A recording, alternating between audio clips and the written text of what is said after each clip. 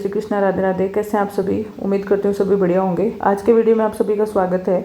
आज के वीडियो में हम बात करेंगे कि जवाहर नवोदय विद्यालय में सत्र 2027-28 में कक्षा 6 छठी क्लास में प्रवेश लेने के लिए 28 नवंबर 2026 को जो एग्ज़ाम आयोजित होगी उसका जो फॉर्म अभी ऑनलाइन भरे जा रहे हैं उसकी प्रोसेस क्या है उसके बारे में मैं आपसे बात करूंगी।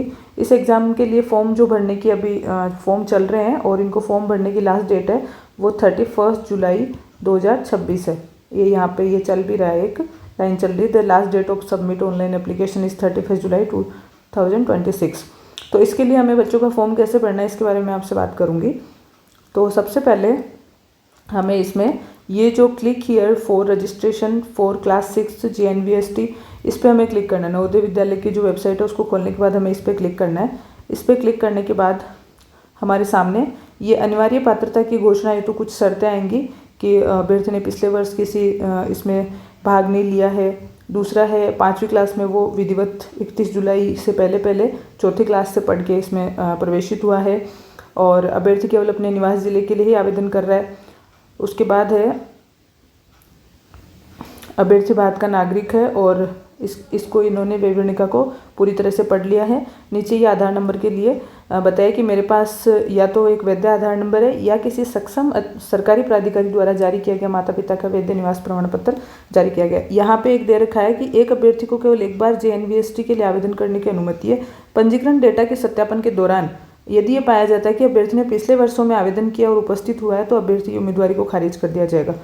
तो ये हमें पढ़ना है। इसके बाद हमें यहाँ पे ये पूछा है कि भाई आपने शर्तों को पढ़ लिया, तो इसमें हमें यस करना है। यहाँ पे अगर हम करते हैं कि आधार नंबर है, यस करते हैं तो हमें आधार नंबर दर्ज करना है। फिर जो भी उसमें मोबाइल नंबर अपन ने दे रखा है उस पर OTP जाएगा। अगर हम यहाँ पे नो करते हैं तो यहाँ पे आया है कि नोट लिखा हुआ है कि आपका पंजीकरण अस्थायी होगा। कृपया निवास के जिले के संबंध में अभ्यर्थी अभिभावक कोई भी सरकारी अनुमोदित निवास प्रमाण पत्र अपलोड करना है और उसकी साइज है वो JPEG या JPG फॉर्मेट में 50 से 300 KB के आकार का निवास प्रमाण पत्र हमें अपलोड करना है। तो हम इसमें कोई भी कुछ भी बच्चे के पेरेंट्स का या तो मूल निवास बच्चे का है तो वो कर सकते हैं या फिर आधार भी कर सकते हैं, जन आधार हो तो वो कर सकते हैं। यहाँ मैंने किसी बच्चे के पेरेंट्स का ये एक बार ये डाला है आधार। इसके बाद नेक्स्ट जो इंटरफेस खुलता है इसमें हमें यहाँ पे अभ्यर्थी का नाम लिखना है। यहाँ फादर नेम आएगा, यहाँ मदर नेम आ जाएगा, यहाँ उसका जो भी जेंडर है वो आ जाएगा, यहाँ डेट ऑफ बर्थ जो भी हमारे रिकॉर्ड में है, यहाँ मोबाइल नंबर आएंगे।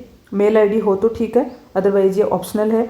यहाँ कैटेगरी सेलेक्ट करनी है, general, SC ST OBC EWS जो भी कैटेगरी हो वो सेलेक्ट करनी है।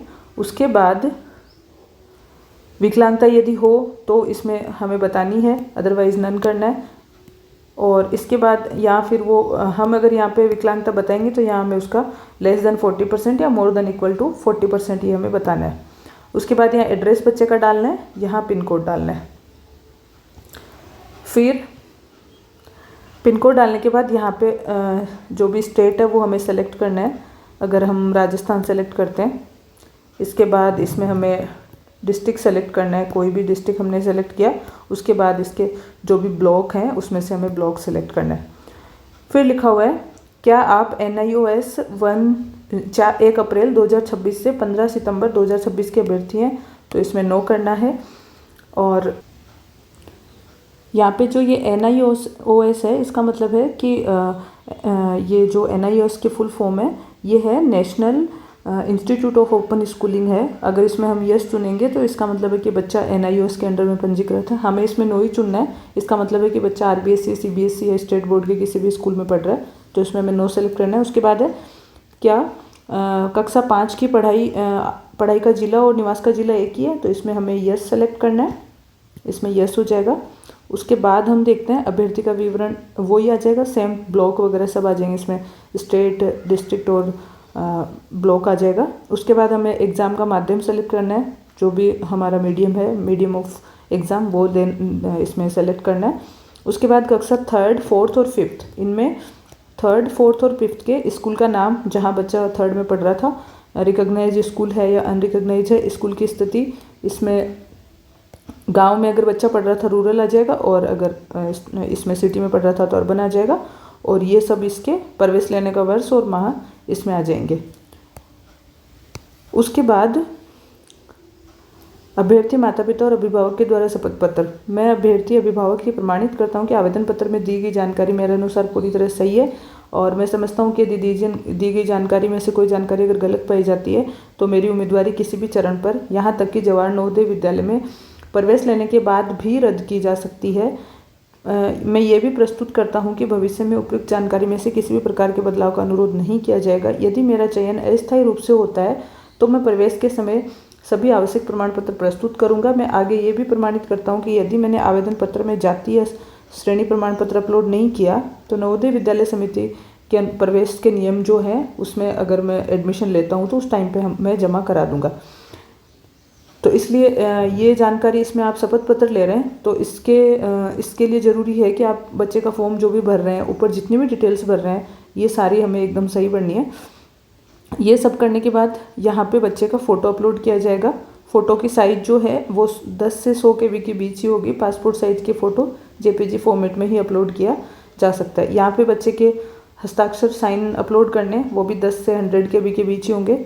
उसके बाद बच्चे के मदर या फादर या जो भी गार्जियन है उसके साइन यहाँ पे अपलोड करने हैं।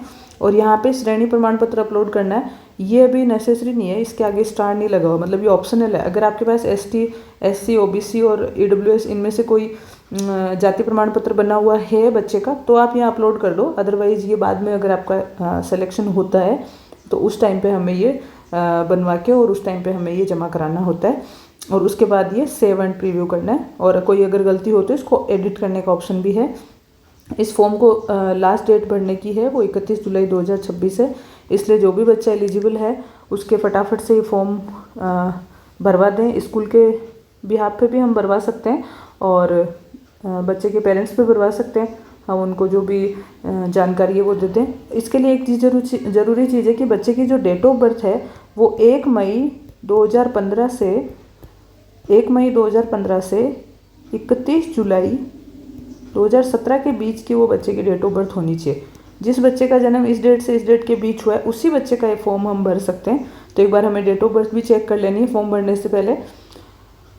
तो ये इसका प्रोसेस रहेगा। तो जो भी बच्चे इसके लिए एलिजिबल हैं और जो भी इंटरेस्टेड हैं उन सभी बच्चों का फॉर्म जल्दी से जल्दी भरवा दें। Thank you so much.